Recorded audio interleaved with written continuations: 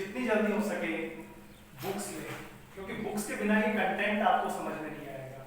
हो सकता है कुछ साइज में लेटर्स बड़े हों, कुछ छोटे हों, बच्चों को समझने में परेशानी हो।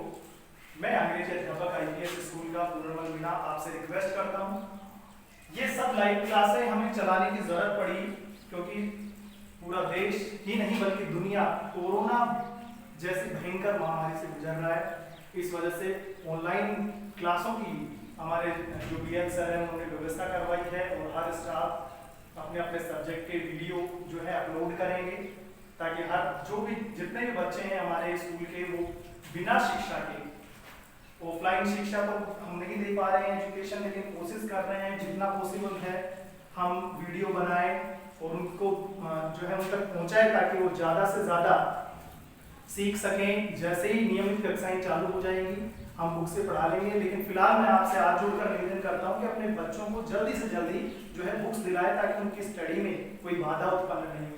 फिलहाल मैं ये कक्षा 10 की पोएम है रेजुलेशन बुक से 4 पोएम इनके बच्चों के 10th क्लास में आती है और इन चारों पोएम में से 9 मार्क्स के क्वेश्चन पूछे जाते हैं, जिसमें मैं आपको बता दूं रेफरेंस टू कॉन्टेक्ट एक्सप्लेनेशन ये करनी पड़ती है। जो आपको 2 ऑप्शन देते हैं उसमें से एक करनी पड़ती है, तो रेफरेंस और एक्सप्लेनेशन वगैरह जो भी है ये पोएम खत्म होने के बाद मैं एक एक जो पैराग्राफ को लेके कराऊंगा। फिलहाल इस पोएम में कहा क्या गया है, कोई बताना क्या चाह रहा है, वो सब आपके सामने अभी एक्सप्लेन करूंगा। दूसरी चीज ताकि आप जल्दी से जल्दी, अभी बुक्स नहीं है तो मेरे को सारा कंटेंट यहाँ पे लिखना पड़ रहा है, जब आपके पास बुक्स आ जाएगी तो मेरे को इतना कुछ यहाँ लिखने की जरूरत नहीं पड़ेगी और आप अच्छे से समझ पाएंगे। तो मेरी पुनः निवेदन करता हूँ कि आप सभी बुक्स में, फिलहाल ये मैं पोएम स्टार्ट करने जा रहा हूँ। कक्षा 10 की ये पोएम है जेनेट रैंड नाम के कवि के द्वारा लिखी गई है और इसमें कवि क्या कहना चाहता है ध्यान से देखना और समझना। एक और चीज मैं कहना चाहूंगा, इसमें आपको हार्ड वर्ड जो भी नजर आता है वो कमेंट बॉक्स में आप लिख देना, कोई प्रॉब्लम रहती है तो फिर जब नेक्स्ट वीडियो में बनाऊंगा तो उसमें टाइम लेके आपकी जितनी भी समस्याएं हैं उनका समाधान किया जाएगा, जितने भी प्रॉब्लम्स हैं उन सबको मैं सोल्व करूंगा। तो आइए इस पोएम को हम जो है समझते हैं।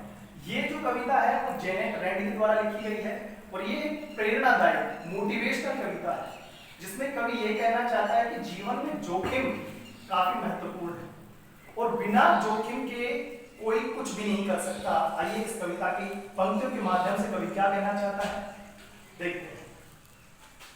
To laugh is to risk appearing the fool, to weep is to risk appearing sentimental, to reach out for another is to risk involvement, to expose feelings is to risk exposing your true self, to place ideas and dreams before a crowd is to risk being called named, to love is to risk not being loved in return, to live is to risk dying, to hope is to risk despair, to try is to risk failure.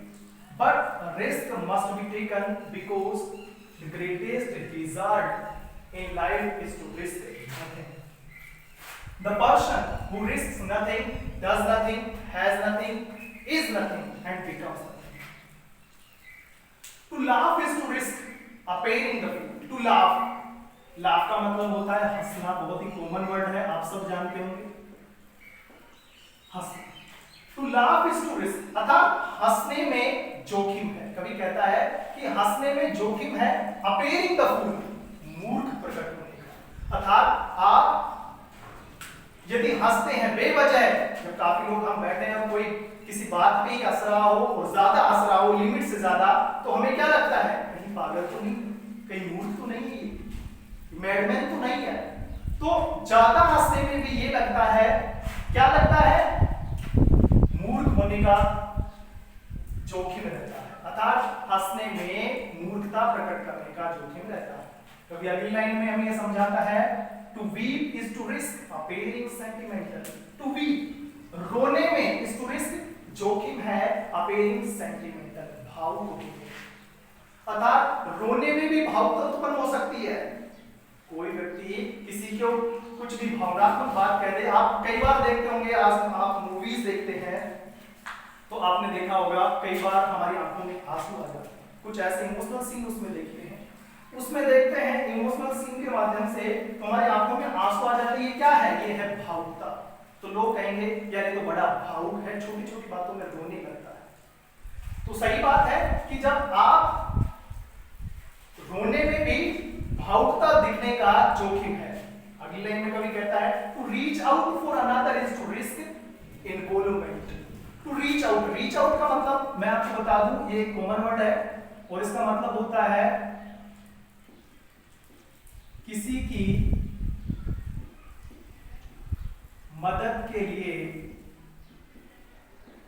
तैयार रहना।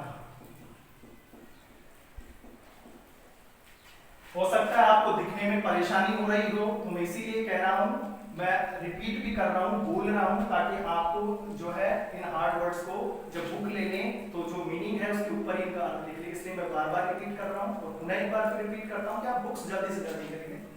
फिलहाल line का अर्थ समझने की कोशिश करें। To reach out for another is to risk involvement. यदि हम किसी की मदद करते हैं, किसी की मदद के लिए तत्पर रहते हैं, किसी की मदद करते हैं, तो उसमें भी जोखिम है। और जोखिम किस बात का है?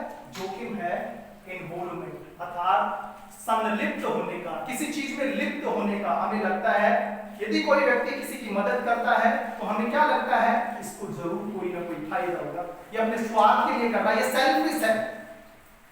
इसलिए मैं कह रहा हूं और ये कवि कह रहा है कि किसी की मदद हम करते हैं तो उसमें भी रिस्क होता है सांसारिक जीवन में मोह माया में संलिप्त होने का।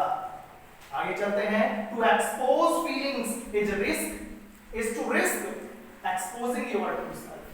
टू एक्सपोज फीलिंग्स, आप अपनी भावनाएं व्यक्त करते हैं, अपनी भावनाएं बताते हैं, इज टू रिस्क, उसमें भी जोखिम है एक्सपोजिंग योर ट्रू सेल्फ, कि आपकी पोल खुल जाएगी।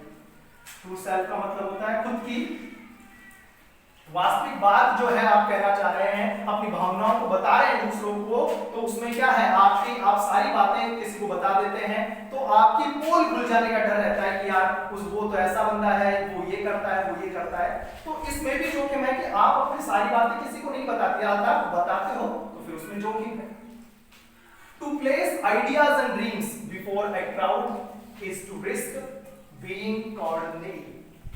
To place ideas and dreams, अपने विचारों को, और ड्रीम्स का मतलब होता है सपने। ये तो कॉमन से वर्ड है, सबको इनके अर्थ पता होंगे। सपने और ड्रीम्स का मतलब विचार, आइडियाज का मतलब और ड्रीम्स का मतलब सपने।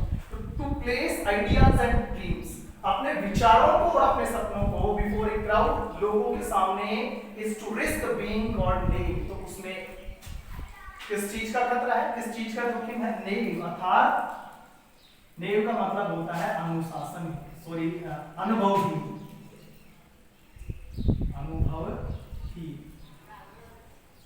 अर्थात अनुभवहीन होने का। यदि आप अपने विचारों को, अपने जो ड्रीम्स हैं उनको किसी के सामने, लोगों के सामने, जन समूह के सामने रखते हैं, तो लोगों को क्या लगेगा कि ये तो अनुभवहीन है, इसी को किसी चीज का कोई नॉलेज नहीं है। तो इसमें भी जोखिम है कि लोग ये सोचेंगे कि मैं अनुभवहीन हूं, इसलिए लोग अपने आइडियाज और विचारों को नहीं रखते। हालांकि ये गलत है, क्योंकि रिस्क हर चीज में है और हमें रिस्क लेना चाहिए। कभी आगे क्या कहता है? To love is to risk not being loved in return.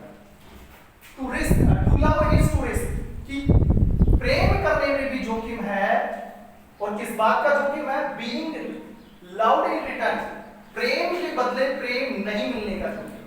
अर्थात आप किसी व्यक्ति से प्रेम करते हैं, आपकी माँ आपसे प्रेम करती है, और तो माँ को भी इस बात का जोखिम, उसमें भी माँ को थोड़ा ये डर सताएगा कि मैं तो मेरे बच्चे से इतना प्यार कर रही हूँ, कल को मेरा बच्चा बड़ा हो जाएगा तो मुझसे ये कितना प्यार करेगा। उस बात में भी जोखिम है कि मैं जितना प्रेम अपने बच्चे से कर रही हूँ, क्या बच्चा मुझसे उतना प्रेम करता है? तो जोखिम तो इस बात में भी है कि हम प्यार के बदले प्यार नहीं मिल रहा, इसमें भी जोखिम है, प्यार के बराबर प्यार नहीं मिल रहा। To live is to risk dying, जीने में मरने का खतरा है। To live is to risk dying, अर्थात जीवन में मृत्यु का खतरा है। आप कई बार देखते हैं, बहुत बार आप देखते हैं, स्वस्थ व्यक्ति होता है लेकिन उसके जीवन का कोई पता नहीं, अंत तो होता ही है सबका, उसको पता है मरेंगे, कब मर जाए कोई पता नहीं। तो जीने में भी खतरा तो है। तो फिर जीना ही है तो रिस्क लेके जी। आगे देखते हैं, to hope is to risk despair. To hope आशा में, इज टू रिस्क जोखिम है, डिस्पेयर निराशा। होप यानी आशा।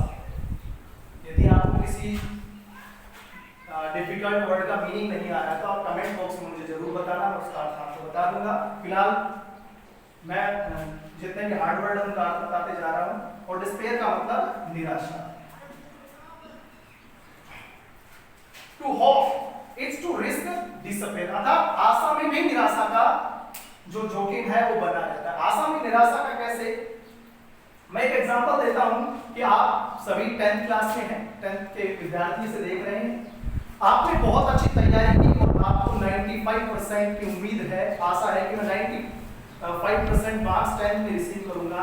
आपने अच्छे पेपर हुए, आपने अच्छी तैयारी भी की थी, उसके बाद रिजल्ट आता है और आपका 95 की जगह 90% होता है, तो आप थोड़ा डिसअपॉइंटेड, निराश हो गए कि यार मैंने काफी अच्छी मेहनत की थी लेकिन जो है मैं 95 प्राप्त नहीं कर सकता। I don't get 95% marks in my board exam। तो वहां पर आशा थी आपको, लेकिन आप अपनी आशा में खरे नहीं उतरे तो निराशा तो है। तो आशा में भी निराशा होने का खतरा बना रहता है।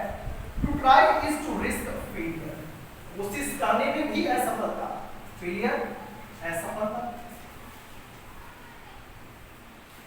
और ट्राई मींस कोशिश, ये तो कॉमन सा वर्ड आपको इसकी हिंदी जानता है।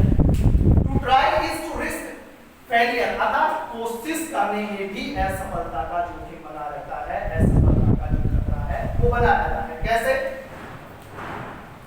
आप कोई भी काम कर रहे हैं, मान लो आपको इंग्लिश रीडिंग ही नहीं आती, आप कोशिश कर रहे हैं, गलत हो रहा है, कोशिश कर रहे हैं, गलत हो रहा है, आप सफल नहीं हो रहे, लेकिन उसमें खतरा तो इस बात का यही बना हुआ है ना, आपको निराशा होगी। तो आशा थी कि मैं पढ़ पाऊंगा, वो निराशा हो गई। आप कोशिश कर रहे हो, फेल हो रहे हो, इसमें भी कोशिश करोगे तो असफल होगे। हालांकि कोशिश लगातार करते हैं तो सफल भी होते हैं, मैं ये नहीं कह रहा कि असफल ही होंगे, लेकिन कवि का कहने का मतलब इस लाइन से यही करते हैं कि कोशिश करने में भी असफलता का खतरा सामने बना रहता है। आगे ये एक पोर्शन हो गया कि किन किन चीजों में जो है खतरा बना रहता है, जोखिम लेना पड़ता है। अब कभी ये बताएगा कि क्यों लेना पड़ता है।